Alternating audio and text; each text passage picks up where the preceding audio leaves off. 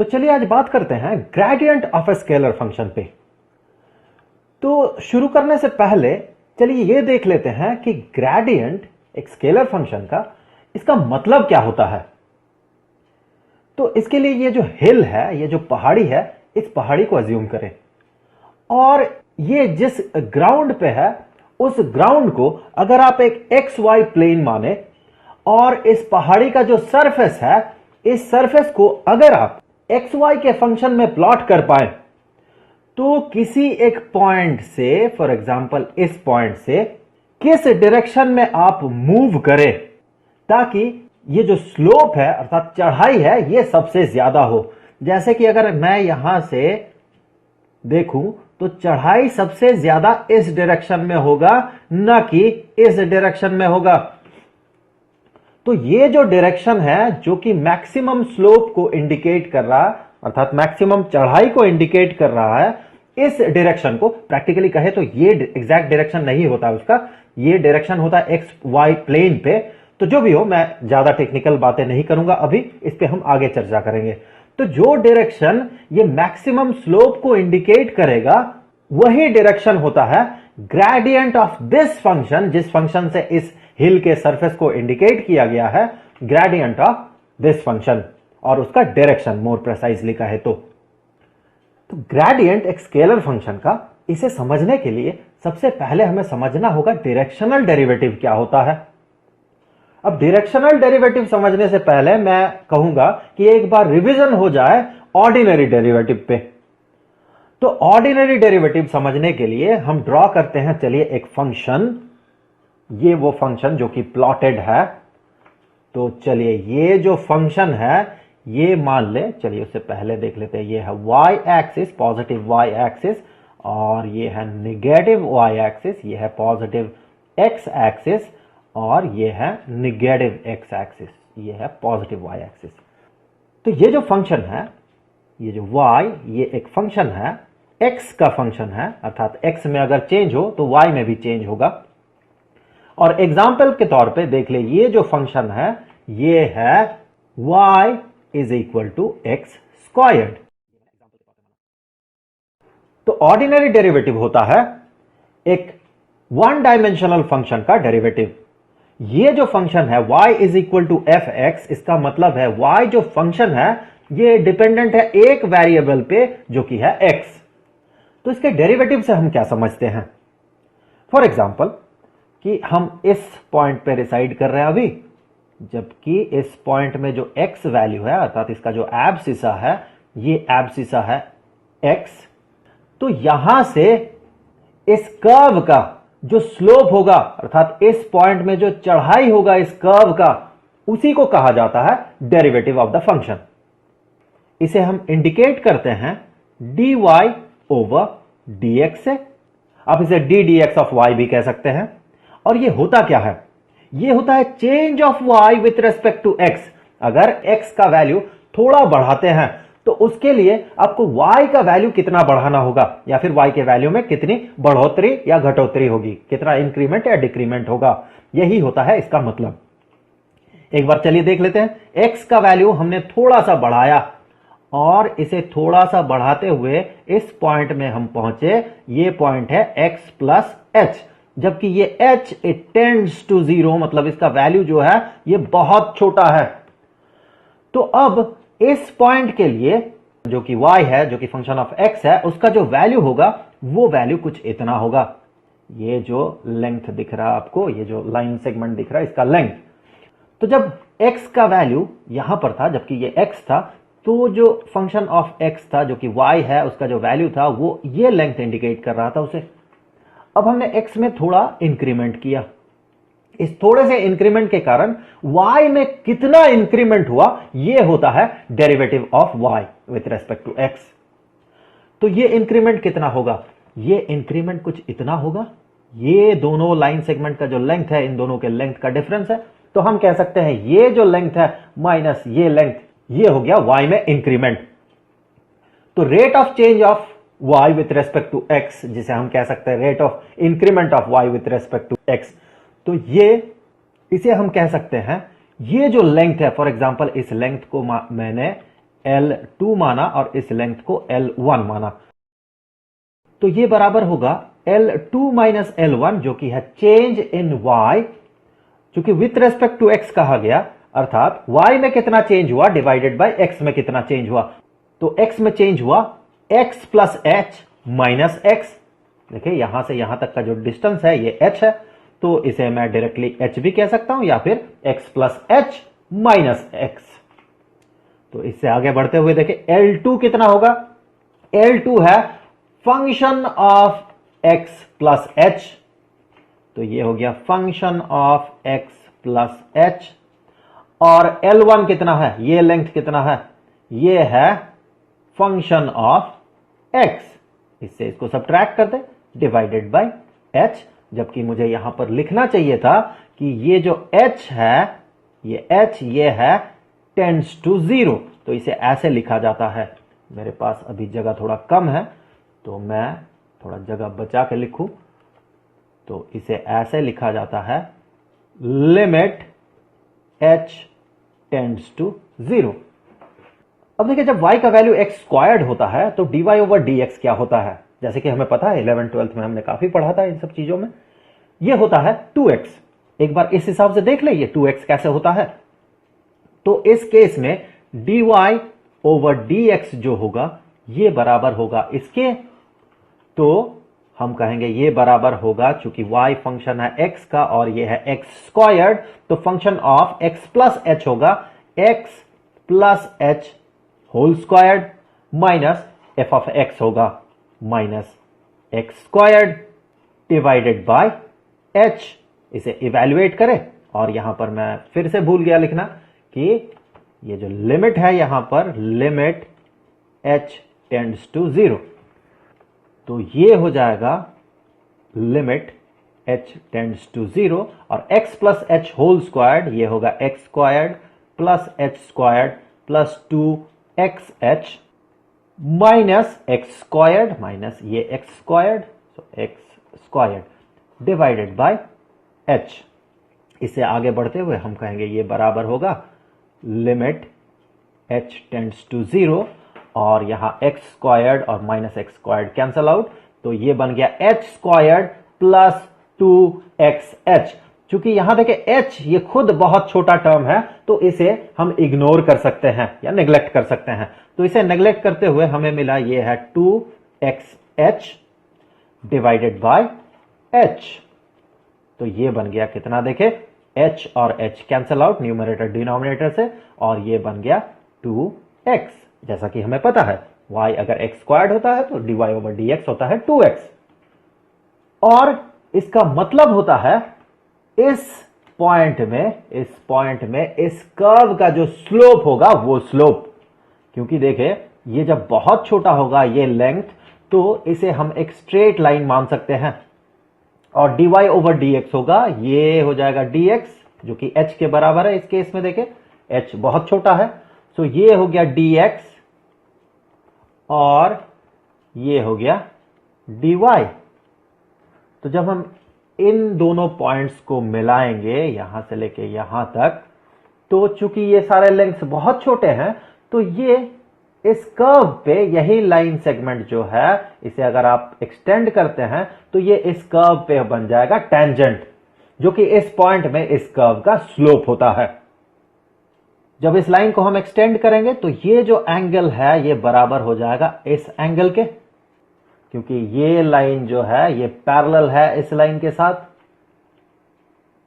तो हम कह सकते हैं यहां पर dy ओवर dx जो है ये dy ओवर dx ये होगा टेंजेंट ऑफ थीटा, और ये हो गया वो एंगल थीटा, और टेंजेंट ऑफ थीटा को हम कहते हैं इस कर्व में इस पॉइंट में जो स्लोप है वो, ये जो रेड लाइन है इसका स्लोप। तो हम कह सकते हैं कि ऑर्डिनरी डेरिवेटिव एक वन डायमेंशनल फंक्शन का स्लोप बताता है।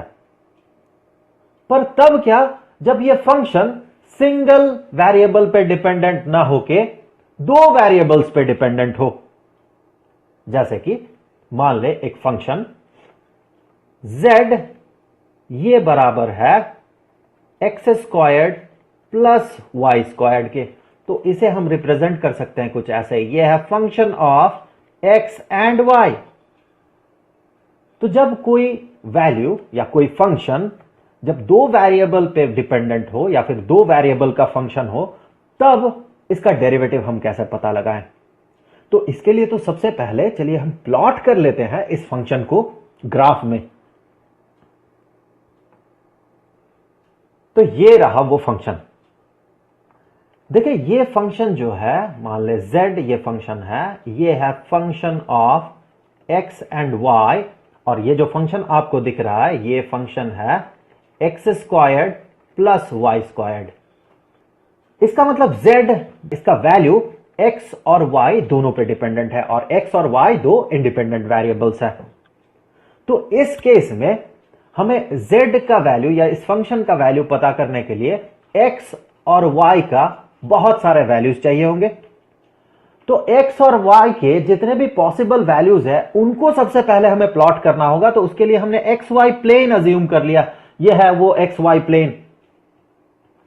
तो ये हो गया x एक्सिस, नीचे से पार हुआ इस कर्व के, और ये है y एक्सिस, कर्व के नीचे से पार हुआ ये। तो x और y के किसी भी आर्बिट्ररी वैल्यू के लिए z का जो वैल्यू होगा उसे अगर हम प्लॉट करते जाएं तो हमें अंततः मिलेगा एक सरफेस। पिछले केस में हमें क्या मिल रहा था? पिछले केस में हमें मिला था एक लाइन।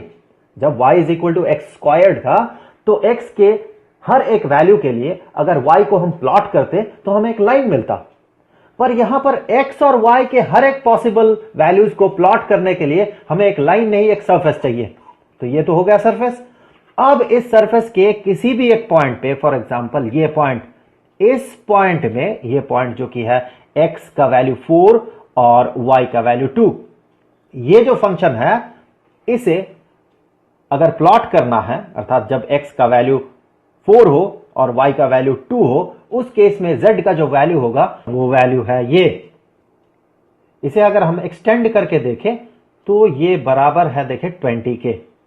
क्या x squared plus y squared, जब x का वैल्यू 4 और y का वैल्यू 2, क्या ये 20 होगा? बिल्कुल होगा। तो उसी तरह से अगर हम किसी एक और पॉइंट के लिए इसे प्लॉट करें, फॉर एग्जांपल x का वैल्यू 4 और y का वैल्यू 4, देख ले x का वैल्यू 4 और y का वैल्यू 4, इस केस में देखिए अगर इसे हम प्लॉट करते हैं तो जो z का वैल्यू हमें मिलेगा वो वैल्यू कुछ यहां पर होगा। अगर इसे हम आगे एक्सटेंड करके देखते हैं कि z का कौन सा वैल्यू है तो हमें मिलेगा कि ये 32 है। सो इस तरह से हर एक पॉसिबल एक्स वाई वैल्यूज के लिए अगर z का वैल्यू हम प्लॉट करते गए तो हमें ऐसा एक सरफेस मिलेगा। यही सरफेस है इस function of x and y का ग्राफिकल रिप्रेजेंटेशन। अब देखिए किसी एक खास पॉइंट में, ये जो पॉइंट है, इस पॉइंट पे इस फंक्शन का जो वैल्यू होगा, अर्थात x का वैल्यू 4 और y का वैल्यू 3.5 लगभग, तो इस केस में जो फंक्शन का वैल्यू होगा वो मान ले कुछ इतना होगा। अब जब इस फंक्शन का डेरिवेटिव हम पता करेंगे, मतलब कि इस फंक्शन को जब हम डिफरेंशिएट करेंगे, ऑर्डिनरी वर्ड्स में कहे तो जब हम इसका डेरिवेटिव पता करेंगे तो उसका मतलब क्या होगा? उसका मतलब होगा कि इस फंक्शन के वैल्यू में rate of change, in variables को चेंज करते हुए x और y का वैल्यू अगर चेंज होता है तो किस रेट से यह फंक्शन चेंज होगा, यही होगा इसके डेरिवेटिव का मतलब। तो चलिए देख लेते हैं। हमने थोड़ा सा x और y का वैल्यू को चेंज किया और हम यहां पहुंच गए। तो इस पॉइंट में जो इस फंक्शन का वैल्यू होगा वो वैल्यू कुछ इतना हुआ। अब वही मान ले कि हम अगर इस पॉइंट तक पहुंचते, अब देखिए जो z का वैल्यू होगा वो कुछ इतना होगा। दोनों ही केस में मान ले हम जो आगे बढ़ रहे हैं बराबर डिस्टेंस आगे बढ़ रहे हैं, तो क्या z में जो चेंज है दोनों ही केस में बराबर है? पहले केस में देखें लगभग इतना इंक्रीमेंट है और दूसरे केस में देखें अब इंक्रीमेंट ज्यादा है। जब हम इस डायरेक्शन में आगे बढ़ रहे हैं तो इंक्रीमेंट कम, और जब हम इस डायरेक्शन में आगे बढ़ रहे हैं तो इंक्रीमेंट ज्यादा, रेट ऑफ इंक्रीमेंट जो है इस फंक्शन का ये ज्यादा हो गया। इसका मतलब हर एक डायरेक्शन में rate of change of function ये सेम नहीं होगा। अलग अलग डायरेक्शन, अलग अलग rate of change of function. जैसे कि अगर आप एक पहाड़ी में चढ़ रहे हैं, किसी एक खास पॉइंट में आप खड़े हैं, तो अगर आप पहाड़ी के चोटी को देखते हुए आगे बढ़ेंगे तो आपको चढ़ाई ज्यादा दिखेगा। वही अगर आप चोटी को ना देखते हुए हॉराइजेंटली आप आगे बढ़ते हैं तो आपको चढ़ाई ही नहीं दिखेगा। मतलब दोनों ही केस में आप एक्स और वाई का वैल्यू को चेंज कर रहे हैं, लेकिन एक केस में स्लोप ज्यादा, चढ़ाई ज्यादा, दूसरे केस में कम। इसका मतलब ये जो फंक्शन का रेट ऑफ चेंज है या रेट ऑफ इंक्रीमेंट या डिक्रीमेंट है, ये हर एक डायरेक्शन में अलग अलग होगा। इसका मतलब अगर हमें डेरिवेटिव पता करना है जो कि इस कर्व का या फिर इस फंक्शन का स्लोप बताएगा, तो अगर हमें डेरिवेटिव पता करना है तो सबसे पहले हमें एक डायरेक्शन कंसीडर कर लेना होगा। तो चलिए हम मान लेते हैं कि वो डायरेक्शन, उसे इंडिकेट किया जा रहा इस वेक्टर से, वेक्टर एस, और हमें पता लगाना है कि इस डायरेक्शन में आगे बढ़ते हुए इस फंक्शन का रेट ऑफ चेंज क्या होगा। अगर हम ds डिस्टेंस आगे बढ़ते हैं तो इस फंक्शन में चेंज कितना होगा। इस फंक्शन में मान ले जो चेंज हुआ है वो चेंज है कुछ इतना सा, ये जो लेंथ आपको दिख रहा है ब्लू कलर में। सो ये हो जाएगा इस केस में चेंज इन फंक्शन, और इससे जब हम ds को डिवाइड कर देंगे तो हमें मिलेगा rate of change of increment in that particular direction. क्योंकि अगर डायरेक्शन हम चेंज कर दे, इस डायरेक्शन में अगर आगे बढ़े तो रेट ऑफ चेंज जो होगा वो कम या ज्यादा होगा। इस फिगर से कहे तो वो कम होगा। एक बार फिर से देख ले कि अगर इस डायरेक्शन में उतना ही डिस्टेंस, ds डिस्टेंस आप आगे बढ़ते हैं और इसका फंक्शन का वैल्यू देखते हैं तो आपको दिखेगा कि ये जो फंक्शन है इसका वैल्यू बढ़ने के बजाय घट गया। अब तो हमने देखा कि अगर एक 2 डायमेंशनल फंक्शन का डेरिवेटिव पता करना है तो सबसे पहले हमें एक डायरेक्शन डिसाइड करना होगा। हमने वो डायरेक्शन डिसाइड कर लिया, ये वो डायरेक्शन है। अब हमें यह पता लगाना है कि इस डायरेक्शन में rate of change of function कितना होगा। अब देखिए, इसके लिए हम इसे डायरेक्टली इवैल्यूएट नहीं करेंगे, पर एक खास तरीका अपनाएंगे। वो ये है कि सबसे पहले हम y को कांस्टेंट रखते हुए x के डायरेक्शन में आगे बढ़ेंगे, in the positive direction of x axis. हो सकता है in the negative direction of x axis भी आपको आगे बढ़ना पड़े। तो हमने y को कांस्टेंट रखा और x के डायरेक्शन में हम आगे बढ़े, कुछ इस पॉइंट तक हम पहुंचे। अब यहां इस फंक्शन का वैल्यू देखें। अब यहां दिखा इस फंक्शन का वैल्यू कुछ इतना। अब इंक्रीमेंट, चलिए मान ले कि इंक्रीमेंट हुआ कुछ इतना, ये हो गया इंक्रीमेंट। अब हम क्या करेंगे कि x को कांस्टेंट रखते हुए y को बढ़ाते हुए उस पॉइंट तक पहुंचेंगे जिस पॉइंट तक फाइनली हमें पहुंचना है। ये है वो पॉइंट। अब इस फंक्शन में चेंज कितना हुआ हम देखेंगे। तो अब जो चेंज हुआ वो कुछ इतना हुआ, ये लेंथ। तो अगर मैं इन पॉइंट्स को नाम दे दूं कि ये जो पॉइंट है ये है पॉइंट A, ये जो पॉइंट है ये है पॉइंट C, और ये जो पॉइंट है ये है पॉइंट B, तो हम ये कह सकते हैं कि A से C तक जाते हुए, S के डायरेक्शन में A से C तक जाते हुए इस फंक्शन में जितना इंक्रीमेंट हुआ, मैं डिक्रीमेंट नहीं कह रहा हूं क्योंकि यहां इंक्रीमेंट ही हो रहा है, तो इस फंक्शन में जितना इंक्रीमेंट हुआ वो एग्जैक्टली बराबर होगा y को कांस्टेंट रखते हुए A पॉइंट से B पॉइंट तक जाते हुए इस फंक्शन में जितना इंक्रीमेंट हुआ, प्लस x को कांस्टेंट रखते हुए y डायरेक्शन में आगे बढ़ते हुए जब हम C पॉइंट तक पहुंचे तो फिर इस फंक्शन में और कितना इंक्रीमेंट हुआ। अर्थात हम इन दोनों इंक्रीमेंट्स को अगर जोड़ दे तो हमें टोटल इंक्रीमेंट मिलेगा। तो फिर rate of change of this function, इसे हम कह सकते हैं डी फाई ओवर ds। चलिए इस फंक्शन को हम कह रहे हैं कि ये जो फंक्शन है ये बराबर है फाई के। सो डी फाई ओवर ds इस फंक्शन का रेट ऑफ चेंज, ये बराबर होगा y को कांस्टेंट रखते हुए x में एक छोटा सा डिस्टेंस आगे बढ़ने से जो इस फंक्शन में चेंज होगा वो प्लस x को कांस्टेंट रखते हुए y के डायरेक्शन में अगर हम थोड़ा सा आगे बढ़ते हैं तो उसमें इस फंक्शन में जो इंक्रीमेंट होगा उसके। तो जब हम y को कांस्टेंट रखते हैं और x को चेंज करते हुए इस फंक्शन में चेंज देखते हैं तो उसे हम रिप्रेजेंट करते हैं कुछ ऐसे। इसे कहा जाता है del phi over del x.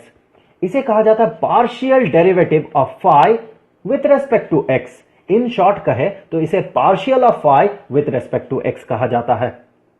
तो s के रेस्पेक्ट में इस फंक्शन में जो चेंज होगा जब हम y को कांस्टेंट रखते हुए x के डायरेक्शन में आगे बढ़ते हैं तो वो बराबर होगा partial of phi with respect to x into dx over ds। ऐसा क्यों? ये क्या बता रहा है? देखें, ये बता रहा है फंक्शन जो कि फाई है, इस फंक्शन का rate of change with respect to x provided that y is constant. और ये बता रहा दूसरा पार्ट जो है ये बता रहा change of x with respect to s। तो मैं अगर इन्हें लिखता हूं तो पहला जो पार्ट है ये है change in phi with respect to x provided that कि ये जो y है ये कांस्टेंट है, ये चेंज नहीं कर रहा है।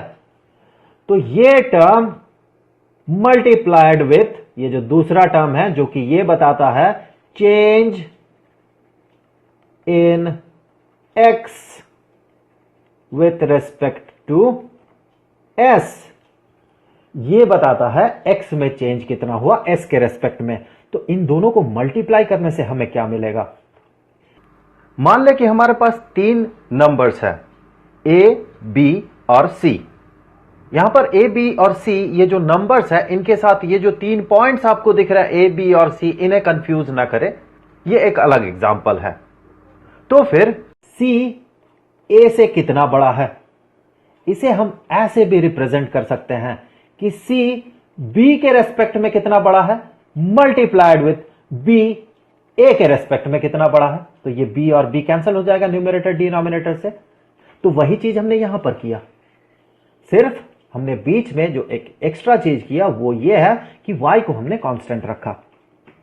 सो हम कह सकते हैं ये जो है ये एक्सप्रेशन ये बताता है कि y को कांस्टेंट रखते हुए हम अगर आगे बढ़ते हैं तो s के रेस्पेक्ट में फाई में क्या चेंज होगा। अब हमें और एक काम करना है, x को कांस्टेंट रखना है और y को बढ़ाना है और देखना है कि ये जो फाई है इसमें और कितना इंक्रीमेंट हुआ, तब जाके हमें फाइनल ये रेट ऑफ चेंज मिलेगा। तो अब हमें जोड़ना है इस दूसरे टर्म को जो कि है partial of phi with respect to y into dy over ds।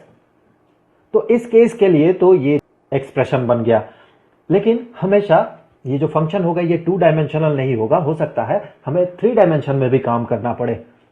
तो जब हम 3 डायमेंशन में काम करेंगे तो यही फंक्शन इसे हम और आगे बढ़ा देंगे और हम कहेंगे कि rate of change of phi with respect to s, इसे हम कह सकते हैं कि del phi over del x into dx over ds plus partial phi with respect to y into dy over ds plus partial of phi with respect to z into dz over ds।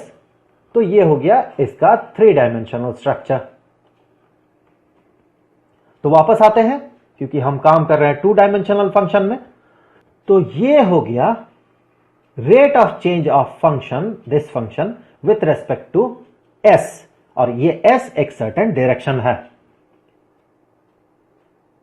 अब ये coordinate axis है, ये y axis और ये x axis, हम एक certain point x not y not से एक सर्टेन पॉइंट एक्स वाई तक आगे बढ़ रहे हैं और इस पॉइंट से, पहले पॉइंट से इस दूसरे पॉइंट का जो डिस्प्लेसमेंट है, उस डिस्प्लेसमेंट को हम रिप्रेजेंट कर रहे हैं वेक्टर s से। और इस डायरेक्शन में जो यूनिट वेक्टर है, वो यूनिट वेक्टर मान ले कि वो ये है यूनिट वेक्टर u, और इस यूनिट वेक्टर को हम रिप्रेजेंट कर रहे हैं कुछ ऐसे, जो यूनिट वेक्टर है इसे हम ऐसे रिप्रेजेंट कर रहे हैं कि ये है a i cap plus b j cap. 3 dimension में अगर इसे आगे बढ़ाएं तो ये बन जाएगा सी के कैप, इसके साथ जोड़ दें तो ये हमें ये इंप्लाई करता है कि a squared plus b squared plus c squared, इसका जो स्क्वायर रूट होगा, इसका वैल्यू होगा इस वेक्टर के लेंथ के या इस वेक्टर के मैग्नीट्यूड के। चूंकि ये यूनिट वेक्टर है तो a squared plus b squared plus c squared, इसका स्क्वायर रूट होगा 1 के बराबर, 1 के बराबर, और a squared plus b squared plus c squared ये भी होगा 1 के बराबर। अब चलिए इसे 2 डायमेंशनली देख लेते हैं एक बार, उसके बाद हम इसे 3 डायमेंशनली आगे बढ़ाएंगे इसके इक्वेशंस को। तो इसका जो आई कैप डायरेक्शन है वो आई कैप डायरेक्शन है ये, मान ले ये हो गया आई कैप और ये हो गया जे कैप। तो 2 डायमेंशनली कहे तो u का वैल्यू हम कहेंगे a i cap plus b j cap. अगर हम इसे थोड़ा बड़ा करके ड्रॉ करते हैं तो ये हो गया वो यूनिट वेक्टर u और ये हो गया आई कैप और ये हो गया जे कैप। तो फिर हम कह सकते हैं ये जो वेक्टर बनेगा ये बनेगा ए आई कैप और ये जो वेक्टर बनेगा ये बनेगा बी जे कैप, क्योंकि 2 डायमेंशनल देखें तो unit vector u is equal to a i cap plus b j cap. तो ए आई कैप और बी जे कैप का वेक्टर एडिशन होगा u, तो इन दोनों का अगर वेक्टर एडिशन आप करते हैं तो आप पाएंगे कि ये बराबर होगा u के। अब देखें इन दोनों के बीच का जो एंगल है ए आई कैप और वेक्टर u के बीच, इसे अगर हम कहते हैं ये है थीटा के बराबर, तो फिर कोसाइन ऑफ थीटा ये बराबर हो जाएगा इस वेक्टर के मैग्नीट्यूड जो कि है a के बराबर डिवाइडेड बाय इस वेक्टर का मैग्नीट्यूड जो कि है u के बराबर। So cosine of theta is equal to a divided by u। अब देखिए इस फिगर में हम एक्स वाई को कैसे रिप्रेजेंट कर सकते हैं, तो एक्स नॉट वाई नॉट से थोड़ा आगे बढ़े, इस पॉइंट तक पहुंचे, फिर इस पॉइंट से आप परपेंडिकुलर ऊपर जाए, आप एक्स वाई में पहुंच जाएंगे। इस इंटरमीडिएट पॉइंट को हमने कहा कि ये डेफिनेटली होगा एक्स कोमा वाई नॉट। अब देखिए ये जो पॉइंट है जो कि एक्स वाई पॉइंट है, इसका ऑर्डिनेट x है और एब्सिसा y है, इन दोनों का वैल्यूज क्या होगा। तो x का वैल्यू पता करने के लिए हमने माना कि ये जो डिस्टेंस है ये डिस्टेंस है lx, और y का वैल्यू पता करने के लिए हमने माना ये जो डिस्टेंस है ये है ly। सो lx जो है ये हम कह सकते हैं कि ये बराबर होगा s into cosine of theta के। और उससे पहले देखें ये जो कोसाइन ऑफ थीटा था जो कि था a डिवाइडेड बाय u, यहां u चूंकि यूनिट वेक्टर है और ये उसका मैग्नीट्यूड है तो इसका वैल्यू 1 होगा। सो इससे आगे हम कह सकते थे कि ये बराबर है a के। अब देखें इस एक्सप्रेशन को कि lx is equal to s into cosine of theta, तो इस कोसाइन ऑफ थीटा को हम a कह सकते हैं, तो इससे आगे हम कहेंगे lx is equal to a into s, क्योंकि कोसाइन ऑफ थीटा है a के बराबर। उसी तरह से ly जो है ये होगा s into sine of theta. इससे आगे बढ़ते हुए हम ये प्रूव कर सकते हैं कि ly जो है ये बराबर है bs के। तो फिर ये x जो है x, ये चूंकि बराबर है x naught plus L x के, तो हम इसे कह सकते हैं कि ये x ये बराबर है x naught plus a s के। सिमिलरली हम ये कह सकते हैं कि y is equal to y naught plus b s, और उसी तरह से हम कह सकते हैं कि अगर 3 डायमेंशनल फंक्शन हो ये, तो z is equal to z naught plus c S.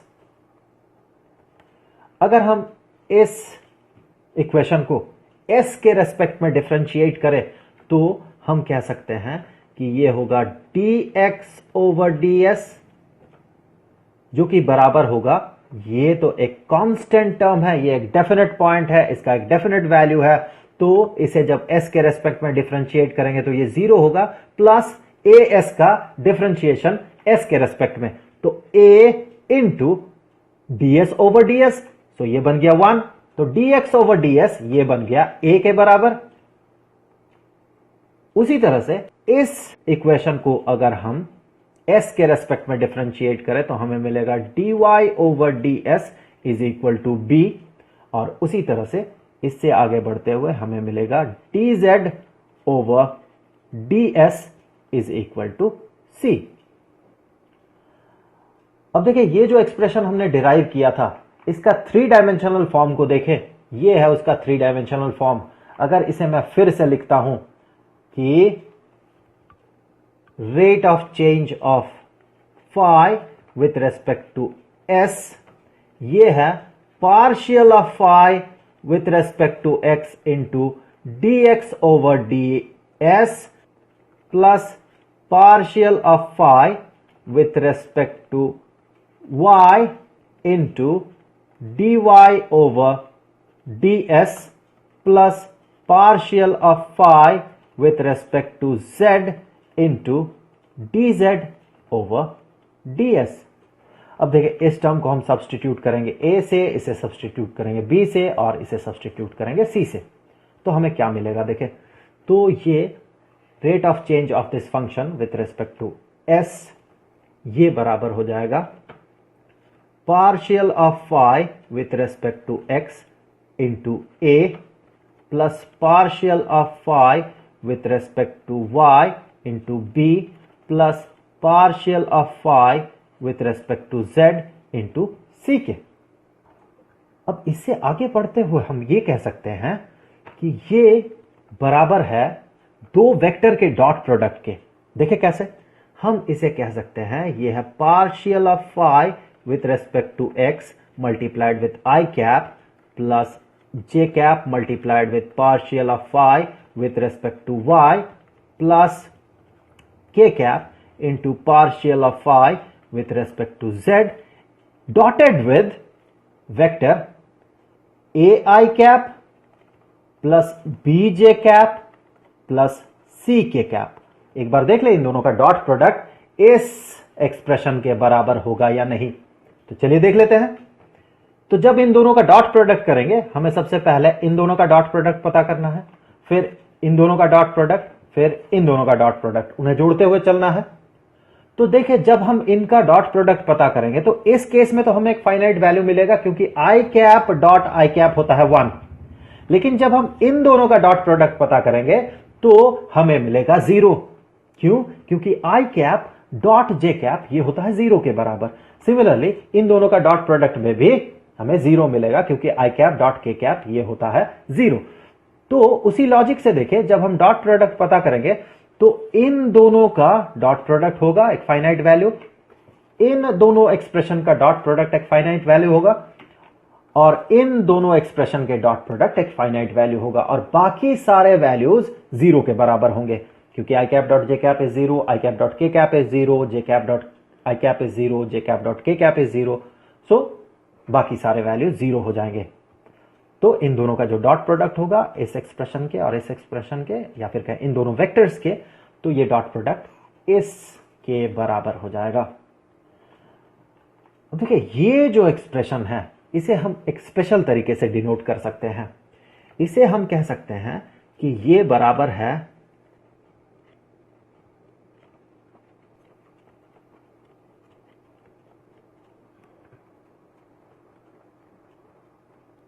ये एक मैथमेटिकल ऑपरेटर होता है। देखिए, इस मैथमेटिकल ऑपरेटर के साथ अगर आप फाई को मल्टीप्लाई कर दे, जो कि एक स्केलर फंक्शन है, तो आपको ये एक्सप्रेशन मिलेगा। इसका मतलब इस पूरे एक्सप्रेशन को, जो कि बराबर है इस एक्सप्रेशन के, ये अब इस एक्सप्रेशन के बराबर हो गया। इस मैथमेटिकल ऑपरेटर को हम इस सिंबल से इंडिकेट करते हैं। इसे डेल या नाबला ऑपरेटर कहा जाता है। इस केस में, इस स्पेशल केस में, क्योंकि ये एक स्केलर फंक्शन पे ऑपरेटेड हो रहा है, तो इसे हम कहते हैं ग्रेडियंट। ध्यान रखें, अगर ये एक वेक्टर फंक्शन के साथ ऑपरेट करेगा तो इसे हम ग्रेडियंट नहीं कहेंगे। तब जब इसी ऑपरेटर का एक वेक्टर के साथ डॉट प्रोडक्ट होता है, तब हम उसे डाइवर्जेंस कहते हैं। इस केस में हम इसे कहते हैं ग्रेडियंट। कब? ये सिर्फ ग्रेडियंट नहीं है, इसके साथ जब एक स्केलर फंक्शन मल्टीप्लाइड हो जाएगा या फिर ये स्केलर फंक्शन पे ऑपरेट करेगा, तभी सिर्फ हम इसे ग्रेडियंट कहेंगे। तो अब ये बन गया ग्रेडियंट ऑफ फाई। इसे हम कहते हैं ग्रेडियंट ऑफ ये जो स्केलर फंक्शन है फाई। तो ये बराबर हो जाएगा ग्रेडियंट ऑफ फाई डॉट, इसे अगर ध्यान से देखें तो आप पाएंगे ये बराबर है यूनिट वेक्टर u के। यहां से देखें, ये यूनिट वेक्टर u के बराबर है, तो इसे हम यूनिट वेक्टर u के साथ डॉट प्रोडक्ट कर दिया। किसे? ग्रेडियंट ऑफ फाई को। अगर आप ध्यान से सोचेंगे तो आप पाएंगे ये एक वेक्टर है, स्केलर नहीं है। ये देखें, ये है वो एक्सप्रेशन। यहां पर देखें आई कैप है, जे कैप है और के कैप है, तो ये इंडिकेट कर रहा है कि ये एक वेक्टर है, स्केलर नहीं है। तो आप इसे ऐसे भी रिप्रेजेंट कर सकते हैं एरो लगा के। पर ये बहुत ऑब्वियस है कि अगर ये नाबला ऑपरेटर स्केलर फंक्शन के साथ ऑपरेटेड हो तो ये एक वेक्टर होता है, तो आप यहां एरो लगाए या न लगाए कोई फर्क नहीं पड़ता है। सो ये एक वेक्टर क्वांटिटी है, ये भी एक वेक्टर क्वांटिटी है, ये एक यूनिट वेक्टर है। तो जब इन दोनों का डॉट प्रोडक्ट होगा तो हमें क्या मिलेगा? तो जब इनका डॉट प्रोडक्ट होगा तो हमें मिलेगा ग्रेडियंट ऑफ फाई, इसका मैग्नीट्यूड इनटू यूनिट वेक्टर का मैग्नीट्यूड जो कि 1 के बराबर होता है, इनटू कोसाइन ऑफ थीटा। ये कोसाइन ऑफ थीटा में जो थीटा है ये है इस यूनिट वेक्टर और इस वेक्टर के बीच का एंगल। तो ये बराबर है d phi over d s के। तो ये d phi over d s maximum कब होगा? So d phi over d s, जो कि है rate of change of phi, scalar function phi with respect to s, अर्थात इसका रेट ऑफ चेंज एक सर्टेन डायरेक्शन में, उस वेक्टर एस के डायरेक्शन में, हर कोई डायरेक्शन में नहीं, इस खास वेक्टर के डायरेक्शन में इसका जो रेट ऑफ चेंज है उसे इंडिकेट कर रहा है ये d phi over d s. ये मैक्सिमम होगा कब? जब ये जो एक्सप्रेशन है ये मैक्सिमम हो। ये एक्सप्रेशन देखें, ग्रेडियंट ऑफ फाई, इसका magnitude into cosine of theta, और ये एक्सप्रेशन मैक्सिमम कब होगा? जब ये मैक्सिमम हो। और ये एक्सप्रेशन मैक्सिमम कब होगा? जब cosine of theta is maximum. ऐसा कब होगा? जब थीटा इज इक्वल टू 0। तो जब theta is equal to 0, cosine of theta is maximum, और वो मैक्सिमम वैल्यू होगा कितना? वो मैक्सिमम वैल्यू इस केस में कोसाइन ऑफ थीटा ये बराबर होगा 1 के। इसका मतलब d phi over d x, इसका मैक्सिमम वैल्यू किसके बराबर होता है? इस एक्सप्रेशन के बराबर होता है। और चूंकि ये मैक्सिमम तब होता है जब cosine of theta is equal to 1, तो हम कह सकते हैं कि d phi over d s is maximum in the direction of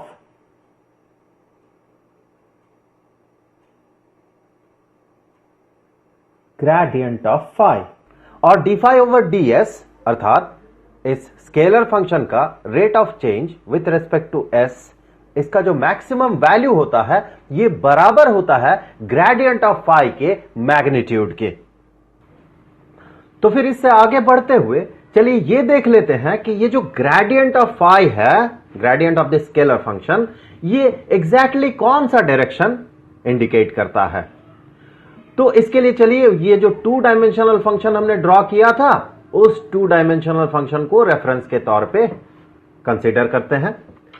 मान ले कि हम हैं किसी पॉइंट में और हम ये देख रहे हैं कि इस पॉइंट से अगर हम इस पॉइंट तक चलते हैं तो हमारा जो स्लोप है वो स्लोप है मैक्सिमम, अर्थात ये जो स्लोप है इस डायरेक्शन में ये स्लोप है मैक्सिमम स्लोप। तो फिर ग्रेडियंट ऑफ दिस फंक्शन इस पॉइंट में ये कौन सा डायरेक्शन इंडिकेट करेगा। तो देखिए इस टू डायमेंशनल फंक्शन का अगर ग्रेडियंट हम पता करते हैं तो उसमें आई कैप और जे कैप रहेगा, अर्थात वो एक्स वाई प्लेन में एक वेक्टर को रिप्रेजेंट करेगा। तो हम कह सकते हैं कि gradient of this scalar function, ये जो वेक्टर होगा ये एक्स वाई प्लेन में होगा। फॉर एग्जाम्पल अगर ये मैक्सिमम स्लोप है इस डायरेक्शन में तो ग्रेडियंट ऑफ दिस फंक्शन ये एक्स वाई प्लेन में कोई एक डायरेक्शन को इंडिकेट करेगा। ये तो एक वेक्टर है, इसे हम पैरेलली शिफ्ट कर सकते हैं। तो इसे पैरेलली शिफ्ट करके अगर हम इस पॉइंट तक लाते हैं तो हम ये पाएंगे कि इस डायरेक्शन में अगर हम x और y के वैल्यू को चेंज करते हैं तो जो कोरेस्पॉन्डिंग फंक्शन का वैल्यू है उसमें चेंज मैक्सिमम होगा, अर्थात ये जो वैल्यू है यहां से लेके यहां तक का वैल्यू ये है मैक्सिमम इंक्रीमेंट। जैसे कि हमने बिल्कुल शुरुआती एग्जाम्पल में देखा था कि ये जो पहाड़ी वाला एग्जाम्पल था इसमें हमने बात किया था कि अगर एक पॉइंट से, फॉर एग्जाम्पल ये है वो पॉइंट, हमें मैक्सिमम स्लोप पता करना है तो हम नॉर्मली चोटी के तरफ हम आगे बढ़ते हैं तो ये होता है मैक्सिमम स्लोप। पर ग्रेडियंट ऑफ दिस फंक्शन, जो फंक्शन के इस पहाड़ी को इंडिकेट करेगा या इसे रिप्रेजेंट करेगा, ग्रेडियंट ऑफ दैट फंक्शन इस डायरेक्शन को नहीं बल्कि अगर हम यहां पर एक एक्स वाई के पैरेलली एक सरफेस कट करते हैं तो उस सरफेस में वो डायरेक्शन, जिस डायरेक्शन में एक्स वाई के वैल्यू को अगर हम चेंज करते हैं तो कोरेस्पॉन्डिंग फंक्शन का जो वैल्यू है इसका रेट ऑफ चेंज सबसे ज्यादा होता है। तो ये जो डायरेक्शन है ये डायरेक्शन बताएगा हमें gradient of this scalar function का डायरेक्शन। यहां पर मैं एक और मुद्दे पे बात कर लेता हूं, वो ये है कि मान ले कि हम किसी एक पॉइंट में, यहां पर मान ले कि हम इसका ग्रेडियंट वैल्यू पता कर रहे हैं इस फंक्शन का, तो इस पॉइंट का जो रेस्पेक्टिव वैल्यू है उस वैल्यू का जितने भी पॉइंट्स है सबको अगर आप एक साथ मिलाते हैं तो आप पाएंगे कि इस केस में आपको मिलेगा एक सर्कल। और इस सर्कल में अगर आप किसी भी पॉइंट में इस फंक्शन का ग्रेडियंट वैल्यू पता कर रहे हैं तो आप पाएंगे कि वो जो ग्रेडियंट होगा वो ग्रेडियंट जो डायरेक्शन रिप्रेजेंट करेगा वो डायरेक्शन इस कर्व के इस पॉइंट में परपेंडिकुलर होगा या नॉर्मल होगा। तो ये तो था टू डायमेंशनल एग्जाम्पल। हमने क्या किया, हमने इस फंक्शन में उन सारे पॉइंट्स को जोड़ दिया जिनका वैल्यू बराबर है। अब वहां किसी भी एक पॉइंट में हमने क्या किया कि उस पॉइंट का ग्रेडियंट वैल्यू हमने पता किया और हमने ये देखा कि ये जो ग्रेडियंट का डायरेक्शन है वो इस कर्व पे नॉर्मल हो रहा है।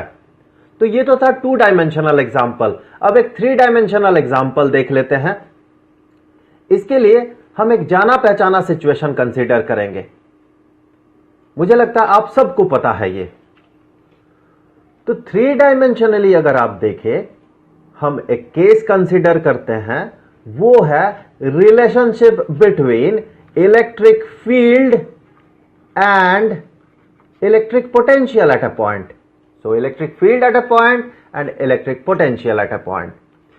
फॉर एग्जाम्पल कि हमारे पास एक सोर्स चार्ज है, ये रहा वो सोर्स चार्ज, इसके चारों तरफ अगर हम एक इक्वी पोटेंशियल सरफेस कंसीडर करें, इक्वी पोटेंशियल सरफेस अर्थात वो सरफेस जहां पर पोटेंशियल बराबर है। सो मान ले कि ये एक सरफेस है, मैं इसे 2 डायमेंशन में ड्रॉ कर रहा हूं तो ये थोड़ा मुश्किल है समझाना।